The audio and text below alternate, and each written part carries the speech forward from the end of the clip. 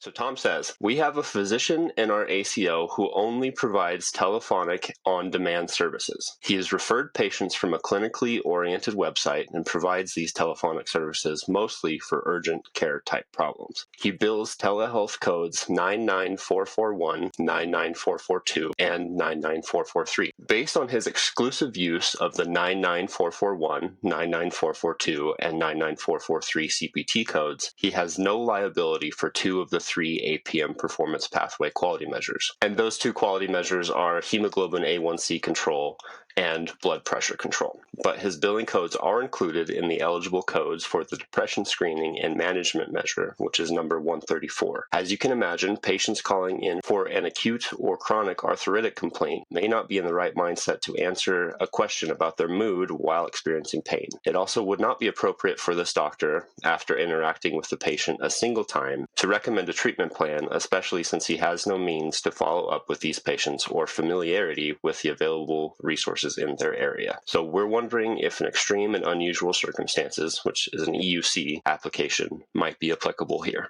Great question, Tom. An intriguing practice, filling a useful niche. But I wonder if it's a practice that you want to maintain in your ACO. Does it provide enough value to ACO-attributed patients to be worth your administrative time and the risk to your ACO quality scores? You're absolutely correct about the diabetes and hypertension control measures in the APP measure sets. That's the APM Performance Pathway. The three codes your doctor bills are not in the measure specifications, so your doctor will have no eligible instances for either measure 1 or 236, that's hemoglobin A1C or the blood pressure control measures. But 99441, 99442, and 99443 are in the specifications for the depression screening measure, number 134.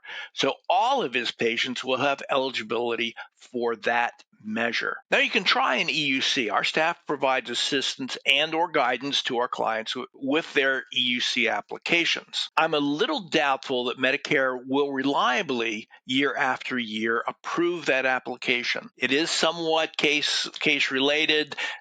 People who approve those applications are not usually the most senior people at the help desk. So you may find some difference from reviewer to reviewer what is accepted and what's not. And circumstances change. Medicare may be 1 year more strict in 1 year and the next year less. And my patients are too focused on their pain to be willing to answer questions about depression argument can be made from most even in-person provider-patient interactions. I'm inclined to think that patients in this setting might be at particularly high or at least worrisome level of risks. Patients who are avoiding in-person evaluation might be at greater risk of having their signs and symptoms of depression missed. It may be especially valuable to include simple screening in these encounters. My suggestion is that a simple screen be included in the pre-visit assessment.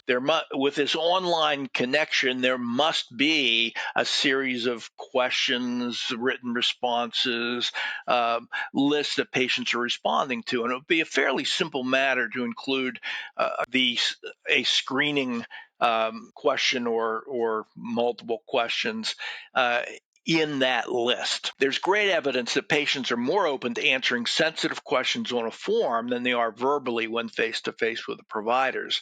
Or perhaps it's that providers are more inclined to include it in a routine form than in their own list of questions. And management doesn't have to be definitive. Referral to a hotline number or to the patient's primary care provider can suffice.